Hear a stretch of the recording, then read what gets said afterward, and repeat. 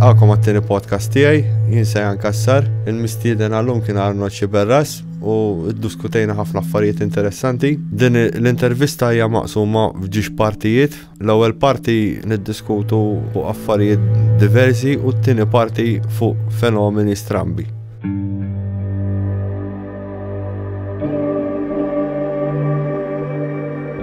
Perhaps we need some outside universal threat to make us recognize this common bound.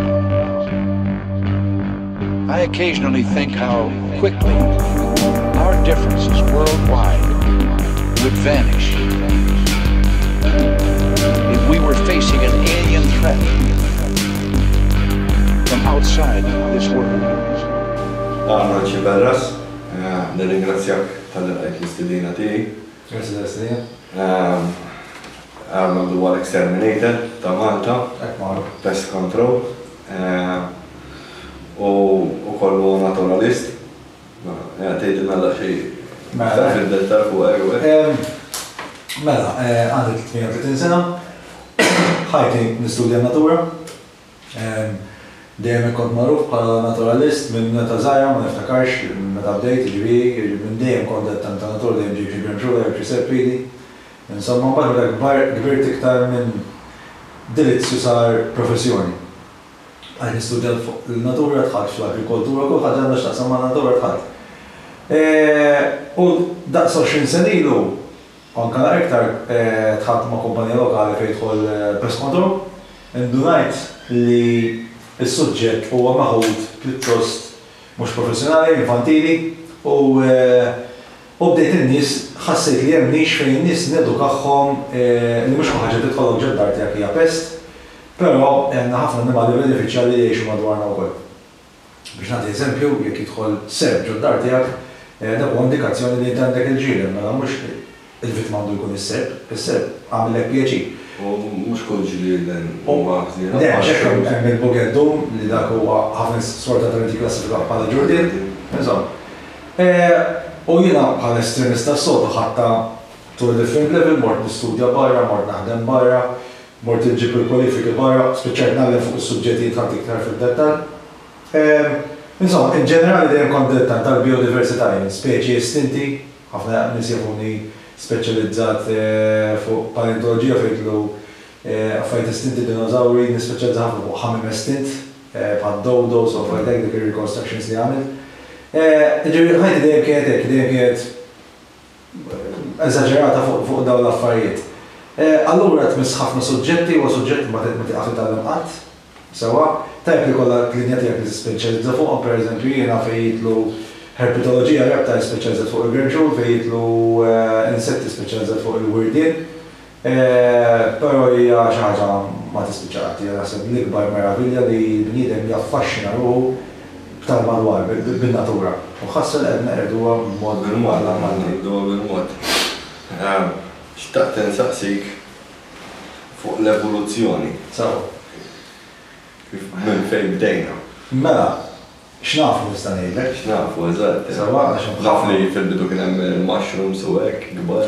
Fil-waqt id-distinzjoni bejn il-fidi, reliġjon u l-xjenza hija li r-reliġjon fejn ma nafux nimlew bil-boġi. Ma nasibx nista' nisibha maħjar. Fil-waqt li l-xjenza jekk ma tafx, ma tistax tgħid li taf.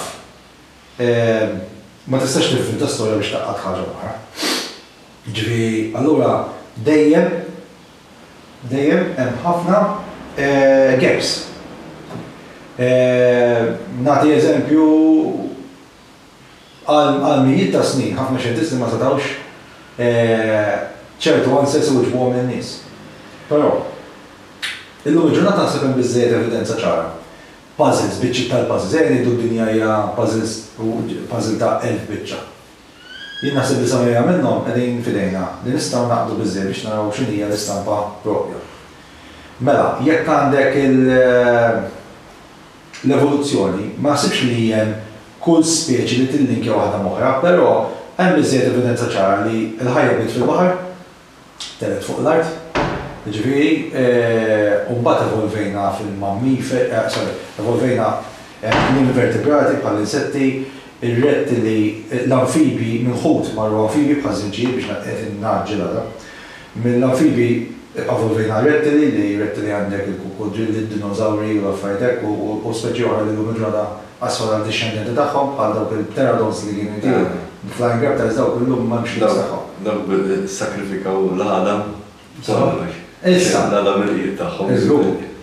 Minn dawk, u mbagħad kien hemm il-mammal il-reptile-like mammals li u l-mammal-like reptiles li ma' żmien evolvew f'dal-annimal żgħar jisuxxu li għex minn id-dinożawri, meta għal raġunijiet ta' asteroid laqtet id-dinja u id-dallam kullum kien, id-dinożawri ħafna minnhom inqerdu, però grupp minnhom żgħir baqa' jeżisti sal-lum il-ġurnata u saru l-għażafar.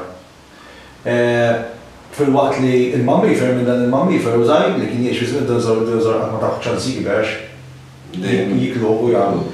Dan id-dinja ġiet fil-jieħ, allura awtomatikament minn da xhur evolva f'ħafna annimali oħra, jekk naqbdu l-linja tagħna, il-bnedmi, minn da xhur sar qisu ġudin bħal far, minn far sar qisu forma ta' squirrel, minn squirrel sar forma ta' limer, bħalna minn Madagaskar llum, u mbagħad bdew isiru qishom xalini, minn istiġar niżel, inqasmu l-apes u l-hominoids, diversi speċi ta' nies, sakemm mbagħad wasalna għal Homo sapiens tal-lum.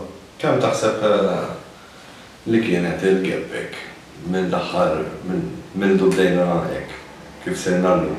Mela, geb m'hemmx, għax il-bniedem kien jeżisti f'ċertu periodu fid-dinja ma' speċi oħra. Ġifieri hemm il-Homo sapiens, il-Homo neanderthals, issa min jgħid li il-Homo sapiens imxew u qatlu l-neanderthals. Hemm min jgħid li ġġedna magħhom, hemm min jgħid li interbreedjajna magħhom. Ġifieri, għasna biex 1% u 2% DNA. Sawa? Imma d-end of the day, il-bniedem baqa il-Homo sapiens, id-diversità tan-nies li jesistu llum huwa kollha l-istess speċi huma razzes differenti. Għadma dak il-granxula ta' Malta hija kollha l-istess speċi, però ssib popolazzjoni unika fil-ġebla tal-ġenera.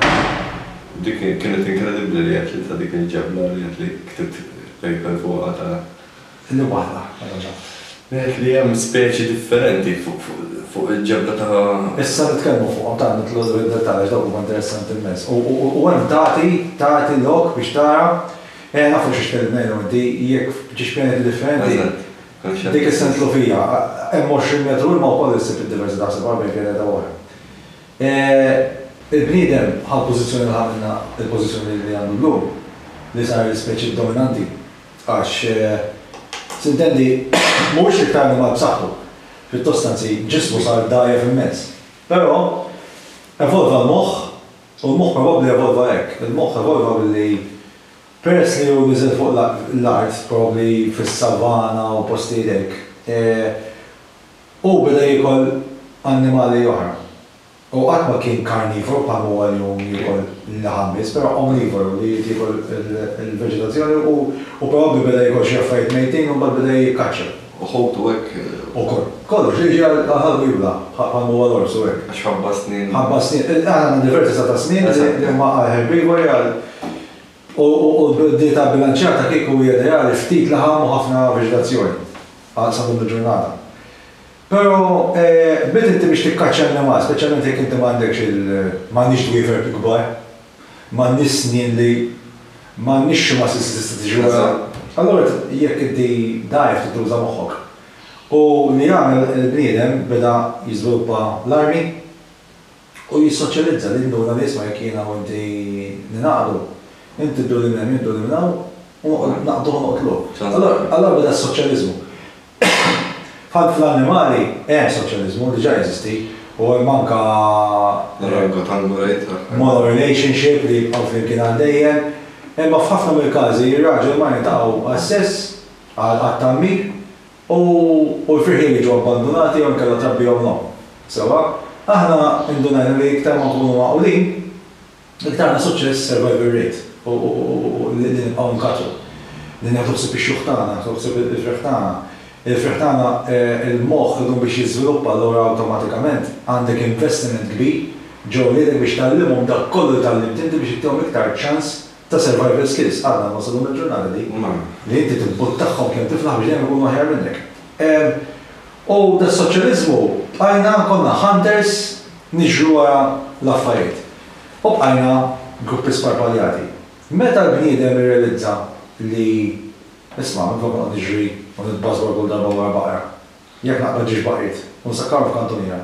U jkollhom infriħu ma dabilhom naqa' xejn. Jien nista' noqgħod komdu f'post wieħed u għandi l-fabrika għaddejja. Bdiet l-agrikoltura. Sewa? U minn hunters ġejna gatherers, ġejna farmers. Issa bil-farming jien ħoloq il-komunità. Isma' jien għandi bżonn bajna u ntitina aħli. U bdejna l-bartering. Bil-bartering jew il-flus, u mbagħad id-dominanza, l-impjeru, u bil-mod wasalna. Ħallu ġurnata. Sewa? Issa, x'il problema llum? Il-problema llum huwa li aħna diġà overpopulated, id-dinja ma titlaħx għal ammont ta' nies. Jiġifieri, għal xejn dur magħha, iktar ngħid iż-żmien. So 2050 qed nikkalkulaw fuq 9 biljun. M'hawnx pest problematika daqsa. Sewa, x'ħad tagħmel? Tibda toqtol in-nies? Le. Imma irridu nbidlu l-lifestyle. Anke ħabba il-gwartiker u l-ikel. L-ikel. Ħajkun problema. L-ikel se jkun problema kbira. Ma nistgħux nibqgħu inti tinsix biex aħna baqra forsi ta' talef 10 minn nies. Sawa? Imma l-ammont li tikol baqra, l-istess l-ammont biex tkabbar baqra u l-ammont tilma u l-ammont ta' pollution. Jekk immur dirett tas-sors, dik laqa tikkomoda 200 persuna. Minflok 10 persuni għal baqra. Ġivi, tagħmel asimpat fuq in-natura inti tittara l-baqar, qed insab il-baqra waħda t-tiġiġ il-nieżel. Imma inti titqis li ħabba dawn l-affarijiet aħna qegħdin neqirdu l-foresti biex inkomplu l-agrikoltura biex inkomplu l-lifestyle. Ħabba jagħmlu l-Brażilja ħarqu l-foresti. Sewa il-biodiversità qegħdin nitħnuha. Ġivi, ħsara immens. Ma nistax nibqgħu naħsbu mentalità antika, ara, kaboċċa tajba, pastarda tajba, ħurriqa ħaxixa ħażina, ħaxixa ħażin ma jeżistix. Għax inti nafu li ħurriqa arba dejjem oħra, kapaċi nsibu mediċina ġarrija. U għas jekk ma mhix ta' valur għal-bniedem, xorta dik għandha valur fl-ekoloġija. Li fuq dik qed jgħix farfett, fuq il-farfett qed jgħix il-kalamanta, fuq il-kalamanta qed tgħix l-ajkla, ġifieri kif inti nsejtu ħurriqa, waqqajt kollox. Katin. Ta' bħal eżempju li dejjem ngħidin, jgħidu li ma jeżisti l-wirdien. Nis kan blokka xibżaw minn wirdina waħda. Il-diversità ta' wirdin hemm fuq 4600 speċi. Kemm insemmu n-naħla? Insemmu n-naħla x'aħna ħobbu nsorqu l-għarra biex jittihunna. Però għax ngħidu jekk jispiċċa n-naħal jispiċċa d-dakkir tispiċċa d-dinja. Fatt. Però jekk jispiċċa l-wirdin, daqs nofs il-ħin tispiċċa d-dinja tagħna. Għax il-wirdin huwa divers. Li l-għanet kieku ma jżistix il-wirdin ma jżistux aħna l-lum. Dak huma l-buzz nan it-tagħna.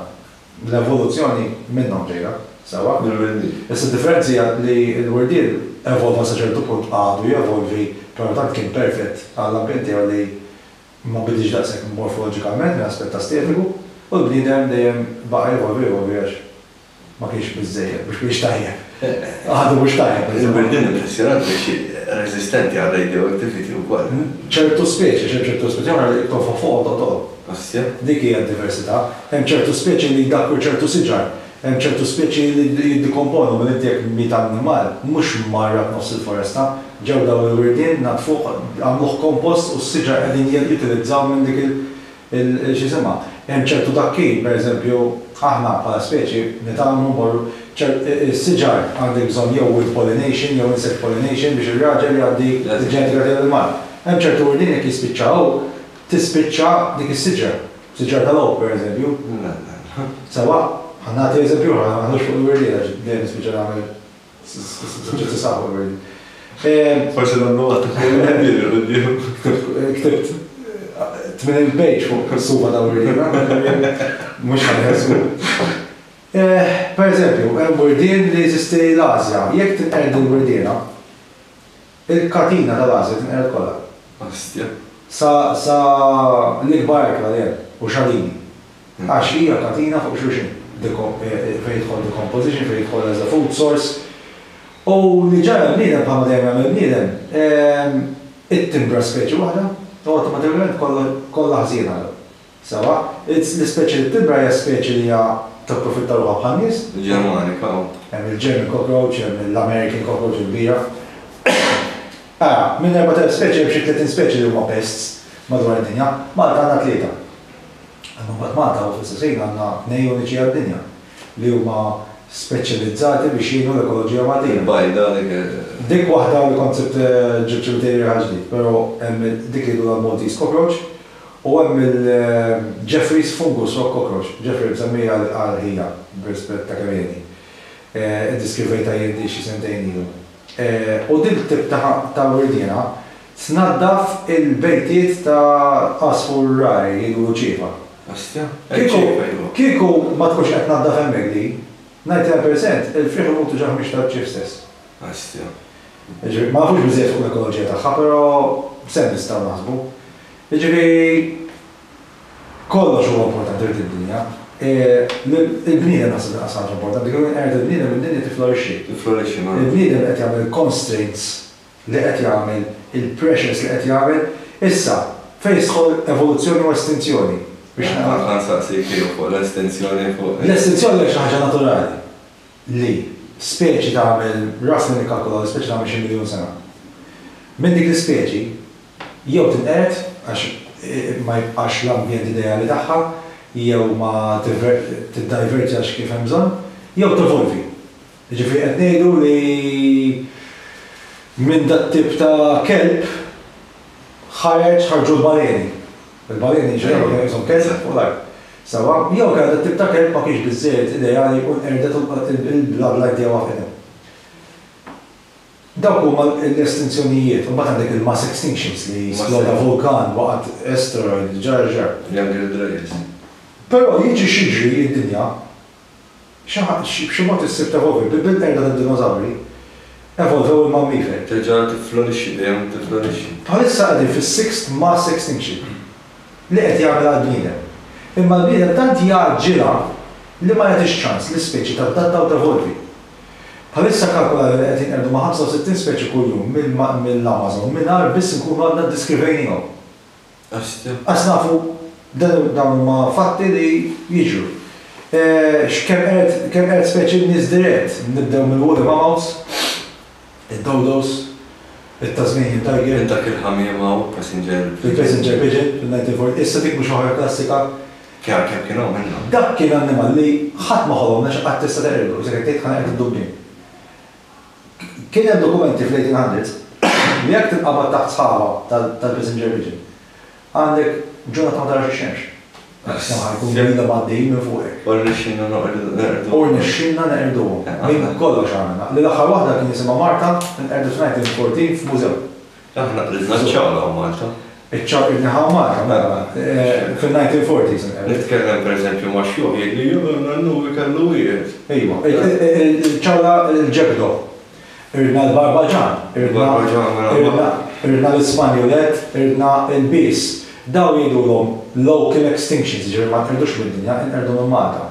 Meta ntuhom iċ-ċans, in-natura trid li tiflorixxi, pereżempju hawn records għandhom il-birdlife, kaċċaturi, il-peregrina ġebeda jbejjed, postijiet reklużi, l-Ispanjolet ġebeda jbejjed. Il-Barbaġan qed jipprova jagħmlu introduzzjoni l-FKK. Issa, dik ma tinkwetana ħafna. Però kemm iktar inkwetanti meta neqrdu speċi endemika lokali. Per eżempju, il-Gemxura tal-Gżejjer ta' San Pawl. Dik inqerdet bit-traskorġni tagħna li aħna konna mmorru Gżejjer ta' San Pawl, nagħmlu l-picnics u nsammu x'nafin, nħallu skart hemmhekk, inġibu l-ġielen, il-reds, il-Gemxura tal-mek ma kienx adattata għal-ġielen meta għamna nisu xiktar l-infixit wa il-ġielen idur għal-natura. U di ernija. Mela, iċċaw l-hemm ċans li narġgħu nġibuha minn sqallija, xorta jista' jkun li ridna local genetic population, ġifieri li ġenetikament kienet unika, għax il-klassu ma jaqsamx. Ġenetikament jibda jsir uniku.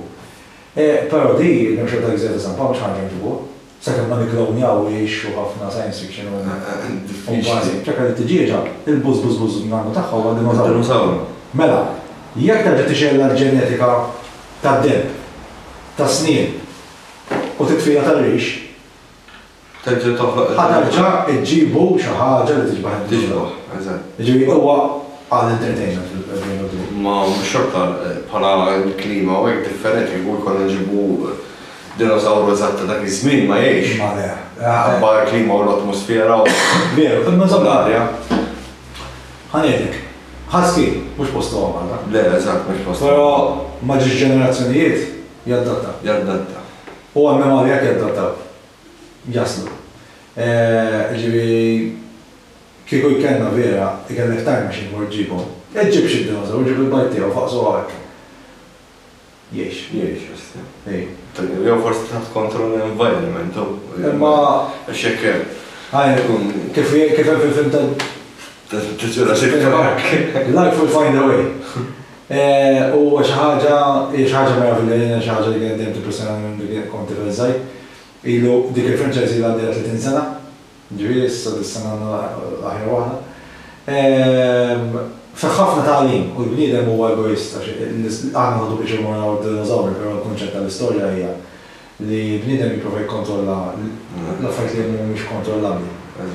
Għax aħna li għandna kontroll fajt mal-verità, meta tgħaddi minn xi tagħmel tindu kemm għandek kontroll ta' xejn. Ta' xejn, eżatt. Ġifieri tippjana u tagħmel u hekk u jekk jirnexxielek imma Jekk tkun għaddej ġo triq u ssib ħajt, ma tkunx taf biha.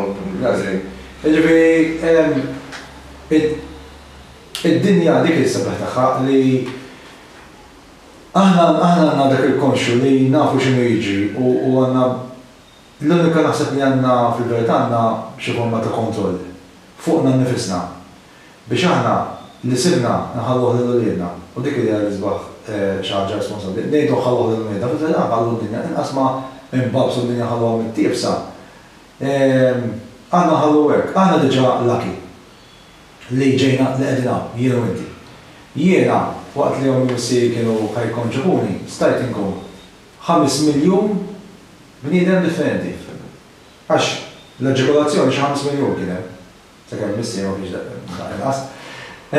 U b'din il-kombinazzjoni ġejt jiena bil-karti tiegħi partikolari ma jiġbaħ il-ħadd ċertu features partikolari, mhux ma jirbaħ xejn, imma għandi features uniċi. Sewa? Jiġifieri dak huwa diġà vantaġġ. Diġà inti biex ġejt id-dinja rbaħt 5 miljun ruħ. 5 miljun sperma. Però u paċ tagħmel f'ħajtek fid-dinja, l-importanti. U naħseb dik hija l-ikbar responsabilità li għandna. Li inti l-azzjoni tiegħek hija li ġejt, gawdejt, ħadd semek, però għamel bħal-iljuni jekk għandek il-ġuħ ikol zebra waħda, toqtolx mija biex għadha ma ssibx. U tarmi. U tarmi. Dik problema wkoll. Aħna bniedem għandu egoizmu kbir. Tkellimt ma' mistiedna tiegħi wkoll fuq dwar il-kompost minn Malta peress li għandna ħafna skat organiku dak ħafna minn jista' il-kompost. U li ġeneralment jispiċċew maħru jew nriddhom x'imkien għandna fejn mhux tajjeb. Taf kemm tista' tagħmel xogħol bieda. Enerġija li tista' toħloq bih, apparti li mhux ġurnali, l-enerġija li tista' toħloq bih dak tixed power station. Ma jkun toksik jew? Isma' li jista' jiġi kif taqdar tgħid, proċessat.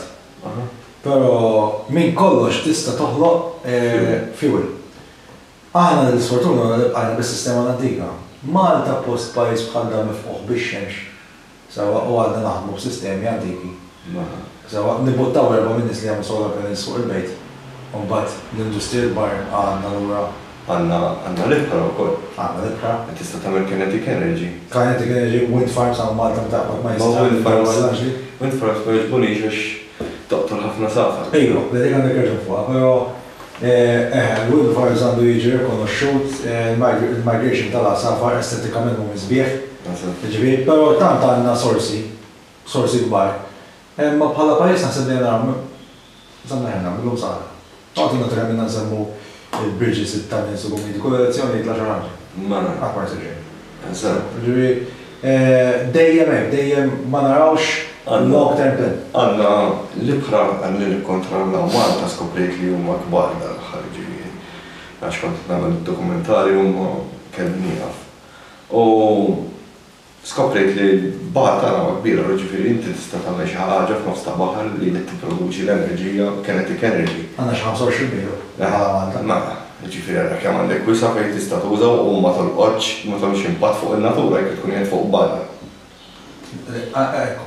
Però Malta qatt ma bżejna għalija.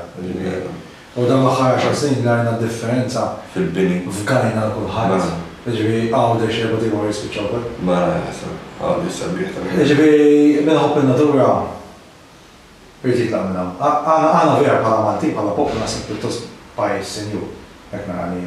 Ġifieri nikkomparani mal-barranin li jgħixu Malta stess, aħna għandna djar lussu u spiss napprezzawhom. Il-barranin ħassu 1000 euro għall-kamra bħal dik u minn għalihom li għandhom naġli. Però tajna bissi Malta li barra jekk iħorġ imur passiġġata għandu kollox għandu natura għandu dajja, aħna tittaqbad ticket tħallas biex tmur tara siġra. U issa kamuna wkoll, fattu kamuna. Kollhom kien. Jiena bdejt bħala naturalist, u l-ġurnata ma nistgħix nagħmel pubblikament li tajt qalbi. Tajt qalbi u meta mmur nitkellem favur natura inħossni giddib. Inħossni li qed nitkellem fuq xi ħaġa li hija illużjoni ġa moħħi. L-nies ngħidulhom jien nipproteġu jien diġà nħoss li Malta tolejt. Il-reverse huwa limitat, imma diġà din stage 4 cancer. L-Amerika tinkwitaw pereżempju wkoll issa l-Amerika kbira li m'għandhomx biżżejjed soil tajba għal crops, kull m'għandhom għal xi 80 darra u siżi. Malta mis-sostenibbli. U Malta laqas mis-sostenibbli. Il-Covid naħseb tatna daqtin fuq wiċċna biex nirrealizzaw. Indimlew ħassejna ċertu skarsezza, issa ħilu aħna bħala pajjiż inkredibbli kif dejjem ma nbatux batej kif batu barra, aħna minn hawn minn hemm jinexxilna ndawru r-rota. Però in-nies ġew konxi għax in-nies ma setgħux jagħmlu xejn, allura ma jippassiġġaw apprezzaw is-sbuħija ta' Malta kemm għandna bżonn iktar dik l-arja u kollox, però apprezzaw kemm qegħdin ġew konfini issa, kemm ġejna għar, kemm ġejna avgati. Kemm hawn nies b'depression, kemm hawn nies b'anxieties. Ir-raġuni hija li l-bniedem huwa parti min-natura. Il-bniedem huwa annimal. Il-bniedem huwa Prima, no? Eżatt, il-bniedem jagħmel l-istess affarijiet li jagħmel annimal. Għandu l-istess esiġenzi, l-istess organi, l-istess kollox, is-7 vital functions. Aħna darba tħalt kont kurjuż fuq għad il-ħaġa u dejt nara tal-flight li semmejtlek l-ewwel tal-Pioneer Dan Grant. U fejn l-instinkt tal-bniedem huwa li jħantja. Għalhekk ħafna jkunu daw serial killers li jkunu l-instinkt tagħhom li jħantjaw. Dak primal. Dak għandek, għax imbagħad għandek in-nies inti tinsix. Tant għandek diversità ta' nies li ħajkollok l-estrem min huwa serial killer. Mhux qed tiġġustifika l-raġel tajba, però huwa stint partikolari li kulħadd għandu ġnaqa li inti teħħantja biex meta qegħdin in the business world, per eżempju, inti kulħadd qiegħed jikkaċċa biex kollu la oppożizzjoni. Kulħadd jikkaċċa biex kollu l-isbaħ mara, l-isbaħ raġel, biex ikattar għax minn għalih. Minn għal ta' inti qatt ma tmur ma' xi ħadd dajef, għax il-ġisem jgħan instinctively trid xi ħadd li itik ġenetika tajba. Issa ħilu l-bniedem ma tisir iħobb u kapaċi ssir tħobb xi ħadd dajjeb, disabilità, għandu x'għandu każ u jiġi iktar persuna importanti għalik irrelevanti tista' tara l-isbaħ raġel l-isbaħ mara, però dik hija ġenetika tagħna. Allura, fil-verità, aħna għandna l-istess funzjoni bħal annimali oħra, ġifieri nieklu, niddepożitaw mewwara x'niklu nagħmlu, il-ġibda sesswali, il-dominanza, respond to stimuli, ġifieri nikkistek waġġajtek, biex nafjien, hemm seba' funzjonijiet. Fight or flight. Fight or flight biex tipproteġi ruħek, li tibni l-adrenalina. Daw kollha affarijiet li l-bniedem huma importanti u daw is-sensi minn ajru. Jekk ma kollokx il-fight or flight, sa' f'nofs id-dejn ma tixkas. Taħseb li l-psychedelics kellhom funzjoni f'dil-evoluzzjoni mushrooms u hekk tal-għizmin? Il-bniedem dejjem kien jesperimenta u jivvinta. U fejn qabel bħalma r-reliġjon dejjem soddet fejn ma fehmx. qabel kien jisperimenta, u s-serializzazzjoni mhux xi ħaġa tal-bniedem biss, sibna li ċimpanżis u gibbons u hekk ukoll jużaw pjanti bħala mediċina, insetti bħala mediċina. Sintendi, ma forsi ma jkollokx bażi xjentifika. Illum il-ġurnata fejn qabel konna l-erqsinju kien xi ħaġa protettizm il-kavallier konna naħsbu li għandu medicinal properties, illum il-ġurnata minn aspett xjentifiku jirrealizzaw il-konċett m'għandux valur jew le, għalhekk inti m'għandek qatt teqret xejn għax kapaċi il-ħaxix qed tiqbilek fil-kantuniera fija tajba. Ġifieri fl-evoluzzjoni u fil-kulturi iktar minn xejn mal-kulturi ma tiwaslu għall-evoluzzjonijiet hija li bniedem jekk jadatta tip ta' ikel, tip ta' remedies, tip ta' relaxing affarijiet ta' daw kollha jgħinu biex il-bniedem jevolvi jaġġasti għalihom, mhux qed ngħid li ma jagħmlux ħsara, ġifieri ammont eċċessiv ta' alkoħol, ammont eċċessiv ta' drogi. Kollha jagħmlu ħsara tagħhom, però naħseb jiena meta inti tibbilanċja l-istress għandu persuna li daqt it-tiħat tal-qalb. Mbagħad mejjeb naqa' ħaxixa qed nitkellem vera crude. Jiena se meta tibbilanċja dik il-ħaġa, jiena se ħer jieħu joints kuljum. Milli jiblalek kaxxa fimli. Jew jasal fil-livell li jixrob jew jagħmel suwiċidju jew jagħmel xi qatt li waġġa' ħadd ieħor. Ġifieri at the end of the day, hawn min jirassa training, hawn min jirassa television, hawn min jirassa hekk, sakemm inti m'intix dejjem fid-dinja, sakemm inti m'intix qed tagħmel ħsara ħadd ieħor. U qed tagħmel xi ħaġa ma' ħadd ieħor bil-kunsens ta' dak l-individwu, qed tagħmel xi ħaġa. Mela, ħanitkellmu ġenerali ħafna. Jiena ma interessanix inti tiffansjax bajda, sewda, ċiniża, safra, raġel, mara. Dik l-imħabba, jew l-ġibda li għandek, jekk hemm l-istess trattament lura, minn inti qiegħed mod tajjeb. Il-ħażin huwa meta inti mingħajr kunsens mort għal xi ħadd li jogħġbok mingħajr kunsens tiegħu. Sata kienet mara ta' 90 sena jew tifla ta' 5 snin. Ovvjament meħaj klassifikal pedofilu, nannofilu, jew il-loġitik, dawk huma ħsara għax m'hemmx kunsens. U aqqas imbagħad għandek oħra ovvja mara mhux qed sikkita ta' 90 sena jew tifla ta' 5 snin ma tistax tirraġuna, hemmhekk inti għandek responsabilità li anke jekk tridek dik it-tifla ta' 5 snin, inti dik mhux raġunament madur, allura inti qed tabbuża minn dak innaqqas ta' raġunament. Qed tifhem? Imma fija dak ħafna xorta hemm xi fatturi prime għalhekk mid-dissidenti. Mela m'hemmx l-omosessualità nitkellmu hekk, l-omosessualità mhix restritta bniedem. L-omosessualità teżisti fuq fuq 1800 speċi ta' annimali. U kollha għandhom rol importanti. Il-bniedem ħawwat l-anġli, però fil-infanti pereżempju il-mara dominanti hija lesbjana. U ħafna drabi, innalla tkuni għax tkun iffokusjata fuq il-nisa tagħha, mhux dawk l-irġiel se toqgħod tiġri mal-irġiel, allura xi ġrila hi tiffokusja fuq il-grupp tagħha. Tgħix ħajja twila u tibqa' tiftakar il-waterholes fejn huma. Allura awtomatikament din meta jinqala nixfa kollox bis-saħħa tal-memorja tagħha u l-ġibda lejn l-istess sess tagħha, awtomatikament tipproteġġi l-grupp tagħha. U toħodhom waterholes differenti u affarijiet differenti ma jistgħu jisservajvjaw. Il-penguins pereżempju, il-penguins li ġieli jgħixu ħedhom u n-nisa jgħixu ħedhom. U joqogħdu jduru fis-silġ u jgħattu xulxin, jieku ma jkollhomx dik il-bondage omosessuali, ma jkabbokx il-fih. Dan ngħid esperjenza li għandi jien. 25% tal-ħamim li hemm il-belt huwa omosessuali. U għal-bidu kien stramba u għalaw li għamal ta' pubblika li. Però li hemm interessanti hija di. U għaw tagħmel sens moħħi. Meta inti għandek parħamin, mara raġel, daw jitgħamlu jgħaddu 10 ijiem ibidu, jridu jagħmlu 21 ġurnata fuq il-bajda, u mbagħad jridu jagħmlu xi 30 ġurnata oħra jgħabbu l-fih. Kemm jaħdrin.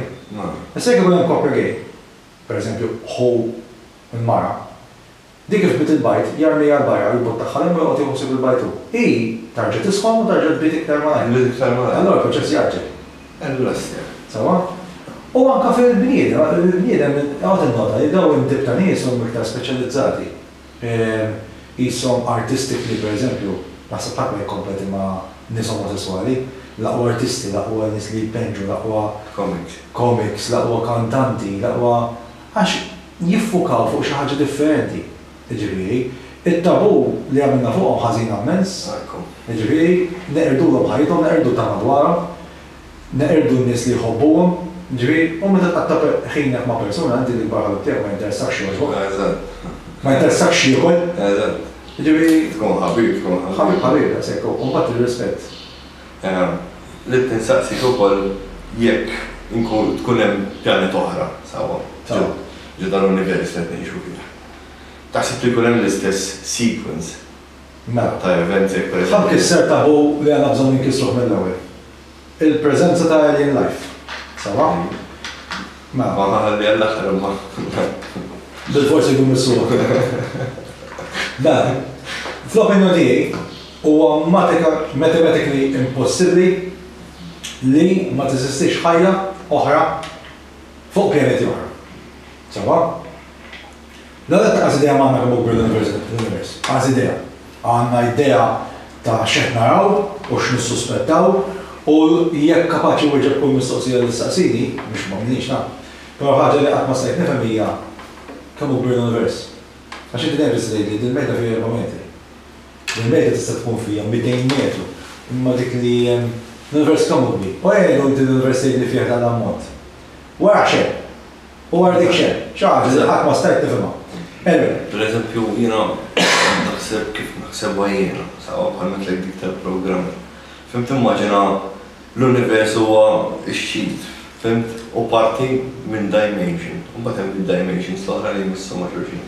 Dik li naħseb jena. Ma jeni dwar 20 dimension. U għal 20 dimension xen? Server. U għal server? Il-server, ġest il-server. Il-purpose tagħna kif rajda l-aħħar insomma fuq il-noqgħod nara dawn tal-UFOs u affarijiet oħra. Intis ħafna fihom. Huma jgħidu li aħna containers, il-ġisem tagħna huwa antenna u container, sawa? U aħna qed niffidjaw is-server.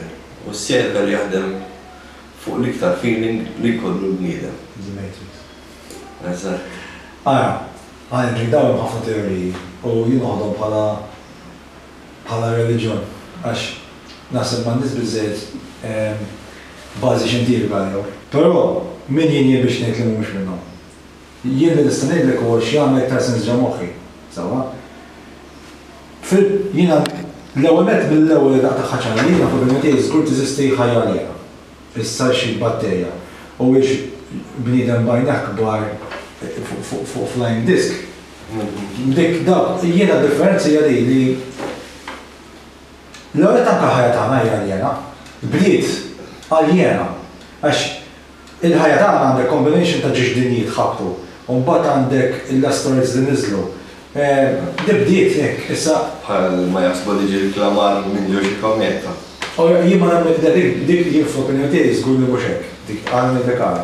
Għax hemmhekk hemm bażi evidenti ta' evoluzzjoni ġod-dinja tagħna kif evolvew il-molluski. Il-molluski huma mhux klamar għarni dwar. Issa, però x'inhu alien? Alien huwa oġġett li ġie f'post li mhux postu, fa' maħna ngħidu ħaxix Angliż għamati alien. Però jekk immorru fil-bidu ta' ħajja tad-dinja tagħna, di ġiet minn x'imkien ieħor. X'imkien ieħor. Mela. L-ilma. Having said that, u kif inaqdu l-elementi, having said that, jien ċert li tiżisti ħajja f'pjaneti oħra.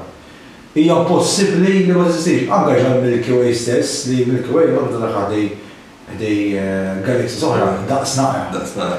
Sawa, jekk id-dinja, jekk id-pjaneta jew stilla jew x'inhi, qiegħda f'post tajjeb li iżżomm sors ta' ħajja fuqha m'hemm bżonn tkun carbon based bħalna, tista' tkun silicon based jew u x'inhu. Hemmhekk tista' tevolvi l-ħajja. Issa, għadna ma sibniex evidenza u l-problema hija distanza li kollox light years, 200 million light years. Sakemm ma jeżistix bħal daw il-films li naraw ta' Marvel. 70 sena biex tmur l-eqreb stilla Alpha Centauri. Ġifieri biex eżitt naslu trid, jitlaq bniedem is-26 sena. Ikollu tfal.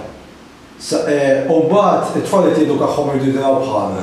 Jaslu hemm jibatuna informazzjoni għaz jaslu lura.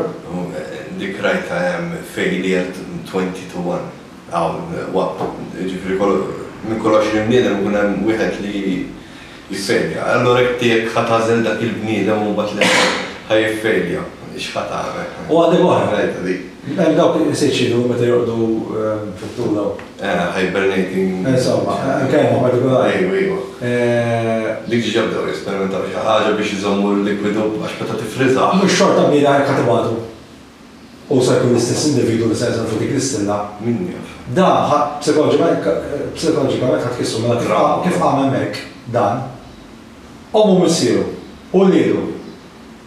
U l-ġenerazzjoniet li jafu, u 5 ġenerazzjoniet wara. Mietu. Ma da, ma jaf il-ħadd la duħaj fid-dinja. U qiegħed hemm. Għamel informazzjoni li ġabar u ġilura.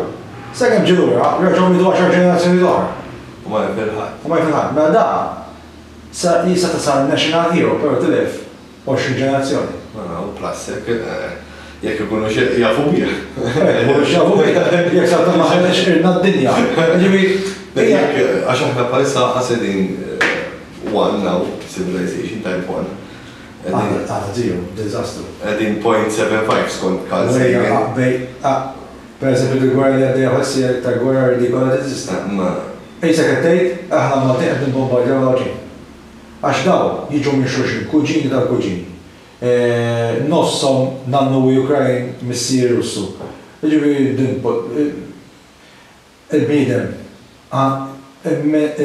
Tajjeb inkredibli immens u fej wasal hija xi ħaġa inkredibbli fej wasal. Però jitlu l-egoizmu, l-animal instincts, intallaw nis-stupidi biex imexxuna. U jgħġu jitfawna Jena farra ma naqbix per esempio ma l-elezzjonijiet, per esempio di tal-elezzjonijiet kif bdiet vera tad-daħ. Ma nafx jek taf kif bdiet. l-istorja Kif jibda. Dik ix kien għabdu per esempio għabdu esperiment, għabdu sitt il-ruħ, unbat kienu jitallaw baqra u jiprovaw in-nies jaqtaw f'daqqa kemm għandu pis. U bdaw jindunaw li daw wieħed waħdu ma jaqtax. Hemmhekk ikunu congregation jħorġu banser li jkun viċin tiegħu. Ġifieri ma naqbilx. Il-demokrazija, għaxin bat għandek, jew il-demokrazija, jew il-dittatura. Il-dittatura taħdem għal periodu sakemm il-bniedem individwali jsir egoist. Eżempju klassiku, Libja kienet perfetta taħt Gaddafi. Però da Gaddafi effakja xi raġel huwa bniedem. Bagħtew in-nies. Meta mbagħad irrealizza li isma' irid inkun bnidem ideali u kalma, u ma tattakaħu għatluħ. Ġivi, dak u għibni, no good deed goes unpunished. Ma naħsibx li. Salbu Kristu ma jsalbux l-Gaddafi? Għandi ktib, mbagħad inti ulak, ma naħsibx li kull gwerra kienet ħabbat dittaturi. Speċjalment tal-Afganistan. Għax l-Afganistan, iż-żewġ gwerra li saru, għax hemm xi ħaġa li jridu jiġbruha. Il-Russi u l-Amerikani, min attakkaħħom? Huma tnejn, il-Russi fl-80s u mbagħad l-Amerikani. Hemm xi ħaġa ma nafx jekk ġabru nara ktib bħalissa. Ma jafux xi ħaġa. Tara spotħat in plain sight. Sabat inti uluk, għax għaddi ma qrajtux kollu. L-umma l-biċċa tal-Afganistan qed jindika li kien hemm xi ħaġa li jridu jiġbruha minn hemm bħalma ġabru f'Bagdad. Li namel da soġġett interessanti ma nizvija xija daw ġiġ punti li teżisti żgur ħajja mhux waħda imma ħafna fi pjaneti oħra. Li għadna ma nafux bihom. Bħalma hemm evidenza li kien hemm xi ħajja fuq Mars u ġiet estinta. Li huwa żgur ukoll, jekk min żgur xi ħadd żgur ġiex affarijiet li teżisti ħajja fi pjaneti oħra u li l-ħajja qatt ma tista' tkun l-istess. Qatt. Qatt ma jista' jkun hemm Arnold ġo pjanet oħra. Jew istess sekwenza. U fid-dinja għandna evidenza ċara fuq għali. Ta' dawk il-gżejjer iż-żgħar. L-evoluzzjoni trid, pereżempju, ma mhux ħadkom il-bord, ħadkom Malta. Malta għandna 17 gżira żgħar. Ġebel ġenerali, Filfla u x'nafien. Ġew il-gżejjer, issa Filfla qiegħda 5 km il bord minn Malta, ħaneħdu b'mod eżaġerat post ieħor. Bejn kemm u kemm net. fejn tgħidu Blue Lagoon, hemmhekk ta' bejn il-kmieren. Hemm gżejjer żgħar li kull hemm 20 metru ma' bejniehom. 20 metru. Ġifieri jekk bir-rankatura taħbad il-blat. Bejn daw il-gżejjer saru micro-evolutions, ġifieri daw xi darba parti minn Kamuna mbagħad bil-baħar inqasmu. Saru micro-evolutions li bejn gżira oħra issib gramxul differenti. Li evolva minn istess gramxula. Waħda speċjalizzat iktar fuq li kien tal-baħar, allura skur iktar tinżel l-isfel. Tinżel ġo baħar. Tinżel, ma tagħhomx, imma tinżel taqbad il-krustaċi, il-gamblu hekk li jitilgħu max-xatt. Allura dik twal iktar neħera, ġifieri u saret iktar fast u għandha metabolizmu maġġax tikol iktar affett tal-baħar. Ta' ma ġenbu 20 metru l-bogħod. Hemm iktar sorsi ta' ħaxix. Allura li għadda iktar sistema digestiva tagħha għal ħaxix. Ġara kibirla stonku bħal tal-baħar. Sawa, saret isa ruminant biex nifhmu. Slowjat, kibrit, ħxienet biex tkun tista' taħraq dak l-ammont ta' ħaxix biex jiġib l-istess proteini. Xi salvwara. Eżatt. Evidenza oħra l-istanejt, per eżempju, gramxula li taqbad minn ta' slima. Kif taqbad għal-għademma. Daw il-gżejjer, il-gramxula, peress li mhux imdorrija bl-impatt tal-bniedem, kapaċi tkun hemmhekk u jekk taqbadha tarfaħħa minn demmu ma jinqatax. Għax tilfel dak il- Jgħidu li kien hemm xi gramxul ġiex terjus. ġiex tidnub. Ġiex tidnub. Filfla. Dik storja li l-għalet il-gramxul kollu kapaċi kollu ġiex tidnub, għax jekk gramxul jinqata' demba u jitla demb ieħor. Imma jekk jinqata' demb id-demb ikellu inġeri u dik il-biċċa tibqa' ħajja bil-sistema ċirkolatorja, xort hemm dik il-qata li tistimula jitla demb ieħor. B'mod artifiċjali darba nixxu nagħmlu tmien tidnub fuq il-gramxula. Issa ta' filfla wkoll skoprejna li peress li jikbar ta' filfla fiha wkoll żipiet bħala gramxula. Għandha l-ġilda ħoxn iktar, allura hemm iktar ċans li jkollok injury u ħaġiex. Ftakar li daw il-gramxula għaddejnihom it-tieni gwerra dinjija, bombardjar. U min jaf tinna bil-bombi. Mela, u min jaf xi speċi qrinna. Min jaf. Imma dawn l-evoluzzjonijiet issibu għandek il-ġigantizm li l-istess berbuxu jikber fi gżira u jiġkien fi gżira oħra. Dik li ma nistax nifhimha ma ta' pereżempju darba kont qrajt li l-gramxul u l-lizards fuq gżejjer jikbru jsiru enormi, allura huwa ta' kif baħu. Mela. Żgħarek. Ma kibrux, ma ġewux. Malta bħal filfla kibret il-gramxula. Ma filfla. Saret id-doppju ta'. Ta' Malta, per eżempju. Ta' Malta. Żgħar, ta' Malta fihom 17 centimeters. Ma tħassibx li ħtieġa li jikbru għax kienu għadda ta' dak l-ambjent. Imma mbagħad pereżempju Malta fi żmien Ardan, qabel Ardan, qed ngħidu nżemmuha biex jifhmu n-nies. Il-jufanti kbar li kienu jaqsmu meta qabdu fuq Malta kellhom jiġkienu biex jaddattaw. Nepal bħal tagħna hippopotamus għandikum. Mela. Mbagħad sibna tip ta' ġurdin li hawn Malta kiber. Jidu dormas, il-ġajn dormas. Fi żmien dak iż-żmien ukoll kien hemm gramxula ġganta Malta. Nsejx ismu l-isem, imma bil-Latin Lacerta sicula melitensis. Sicula melitensis għax istabet Malta u sqallija l sicula melitensis. Però kienet waħda mill-gramxul ta' Malta huwa dix-xendent tagħha. U kienet tikber kważi ġiex fil nos. Astja kbira. U sibna l-fossili tagħha ħazzabuċ u ċertu fossili. L-Algerian whipsnake għawek, bis sensibuħi għu għadu jinsi? Le, l-Algerian whipsnake l-għanet huwa speċi introdotta għal Malta. Però għawek bis sensibuħ fl-Ewropa. Ġifiri bħala reprezentant Ewropej persi Malta għadha fl-Ewropa, l-Algerian whipsnake jissibu Malta biss, u s-sibu ċertu postijiet iżolati bħal viċin il-portijiet, Pieta, il-Belt, Forjana, li jindika daħalna xi merkanzija fl-ewwel gwardinija. Il-cat snake u kollu introdott u fi żmieni kien iktar li jissawtilu bil-ġurnata fresh ma' Malta kollha. Il-nifa u s-serk l-iswed dawk 99% huma native tal-post. Però fl-studju li ħriġt fil-2020 irrekordjana 8 speċi ta' swieba, 10 speċi ta' swieba Malta.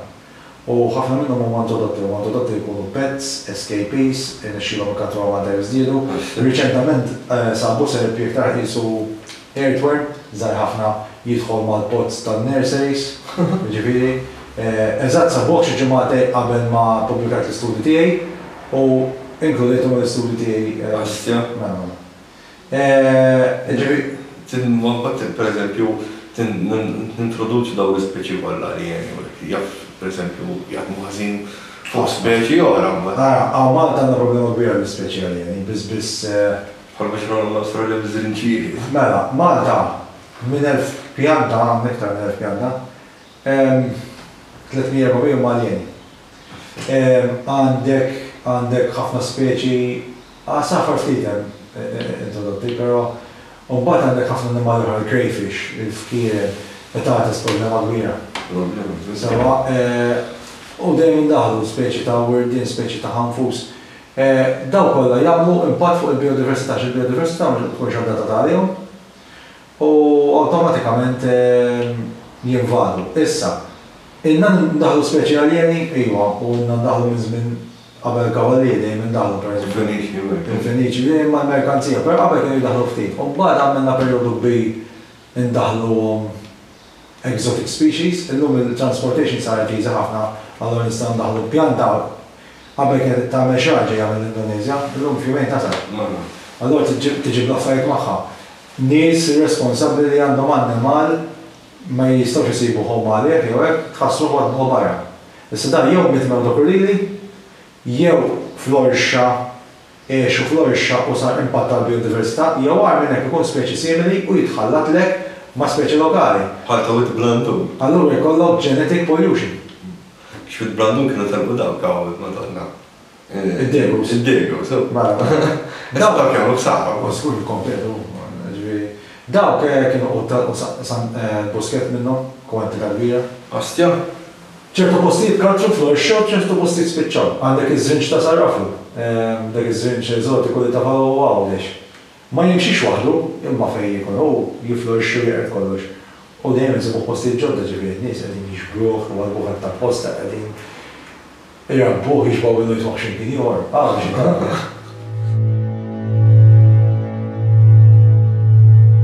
What does our government know about the UFO mystery? One longtime intelligence official has seen more of the Pentagon files than anyone. He is the only military man to work on 3 major UFO investigations, including one based here in Las Vegas. The official is Jay Stratton, and he has never spoken in public or even granted an interview, that is, until he sat down with our very own George Knapp of our 8 News Now investigators. When a mysterious object dubbed the Tic Tac UFO befuddled U.S. Navy aviators and sensors off the coast of San Diego in 2004, the incident was dropped, not investigated. The first in-depth probe happened 5 years later under the auspices of a then-secretive program called OSAP, the Advanced Aerospace Weapons Systems Application Program, created by the Defense Intelligence Agency with black-budget funding spearheaded by Nevada Senator Harry Reid. Tic Tac was the first UFO incident tackled by OSAP and its contractor, Las Vegas aerospace pioneer Robert Bigelow. The report was released by us in 2018. Jay Stratton is the man who wrote it. Every time I've done anything related to UAP or UFO has been my job. And what I mean by that, I didn't really have a passion growing up. I didn't have all the books. I didn't watch all the TV shows. I stepped into a job at the Defense Intelligence Agency where some things came across the desk. From 2008 until 2021, pretty much everything UFO related came across Jay Stratton's desk. He made the decision to ditch the term UFO and use UAP instead, unidentified aerial phenomena. Stratton worked at the highest levels of naval intelligence, then was loaned to the DIA, where he excelled at reverse engineering. He and his colleague, rocket scientist Dr. James Lakatsky, kept seeing reports of unknown craft, but learned there was no central location where such mysteries were being analyzed. You know, all the stories you hear, right, there's probably the office that deals with this.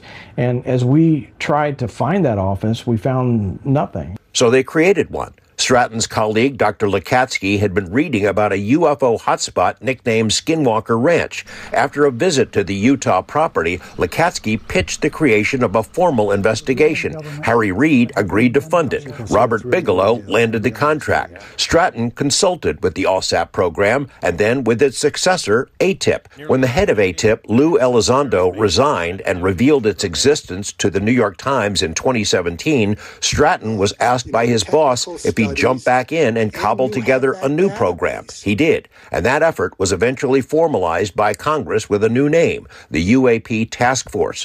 One of Stratton's projects was the creation of a comprehensive but classified briefing that included UAP videos and photos collected by the military. Most of those images are still unreleased, but a few objects encountered off the East Coast and even stranger objects buzzing Navy ships on the West Coast were leaked, then publicized. Stratton scoffs at the debunkers who tried to explain them away as flares or drones or birds.